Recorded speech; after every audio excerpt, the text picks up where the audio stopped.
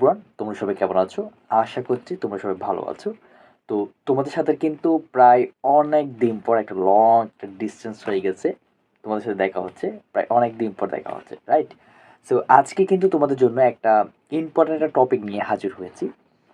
খুবই ইম্পর্টেন্ট কিন্তু।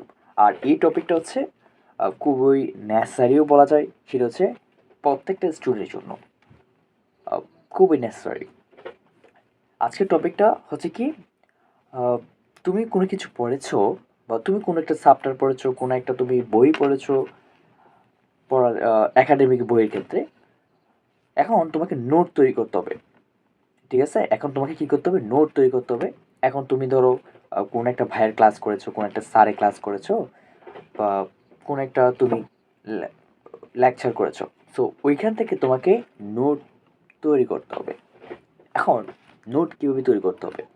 সো এই যে নোট তৈরি করাটা, এটা অনেকে কিন্তু একটা ভুল একটা মেথডে তৈরি করে বা ভুল একটা প্রসেস তারা কী করে এগোয়।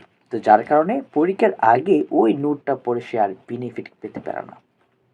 এখন তোমার যদি নোট তৈরি করাটাই যদি তোমার ভুল একটা প্রসেসে হয়ে থাকে, তাহলে তুমি রিভিশন কীভাবে দেবে?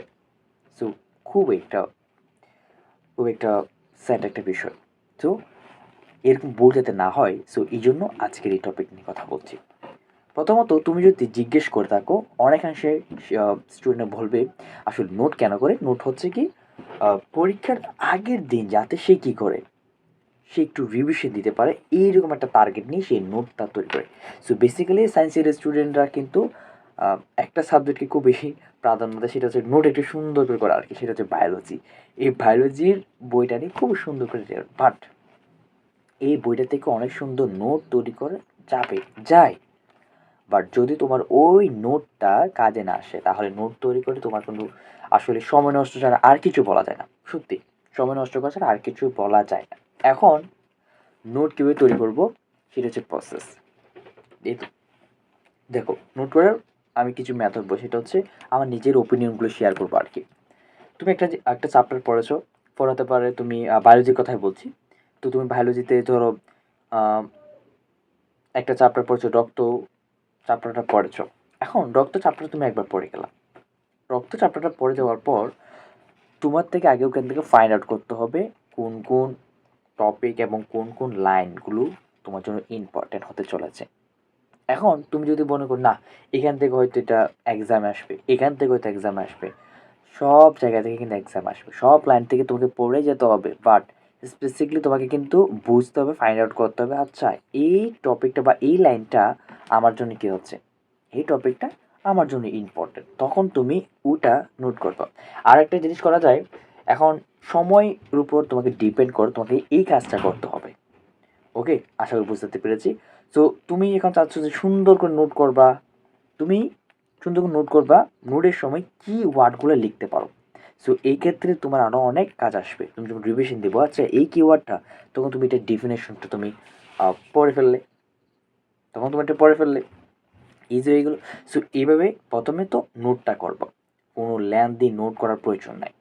সো লেন্থি নোট করতে গেলে কিন্তু তোমার রিভিশন দেওয়ার ক্ষেত্রে টাইম ওয়েস্ট হবে, তখন তোমার যখন রিভিশন দিতে পারবে না, তখন তোমার মধ্যে একটা কী কাজ করবে, দুশ্চিন্তায় কাজ করবো, আমি তো ফুল রিভিশন দিতে পারি না আমার নোটটা।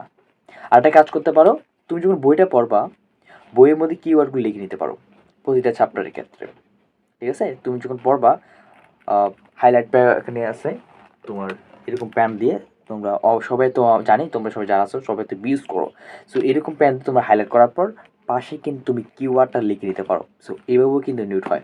আসলে নোটটা কি, আসলে নোট হচ্ছে প্রত্যেকটা মানুষের একটা একান্তগত মানে এটা পার্সোনাল।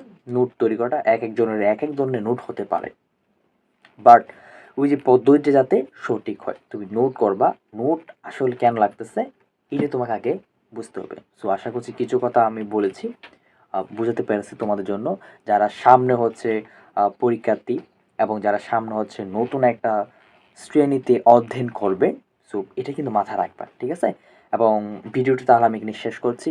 আমি কিন্তু চেষ্টা করব আরও বিভিন্ন স্টাডির তোমাদের টিপস নিয়ে আসার চেষ্টা করব। ততক্ষণ পর্যন্ত তোমরা সবাই ভালো থাকবে, সুস্থ থাকবে। এরকম আরও ভিডিও পাওয়ার জন্য বাইরের চ্যানেলটা কিন্তু তোমরা কিন্তু সাবস্ক্রাইব করে রাখতে পারো। সবার জন্য শুভকামনা রইল।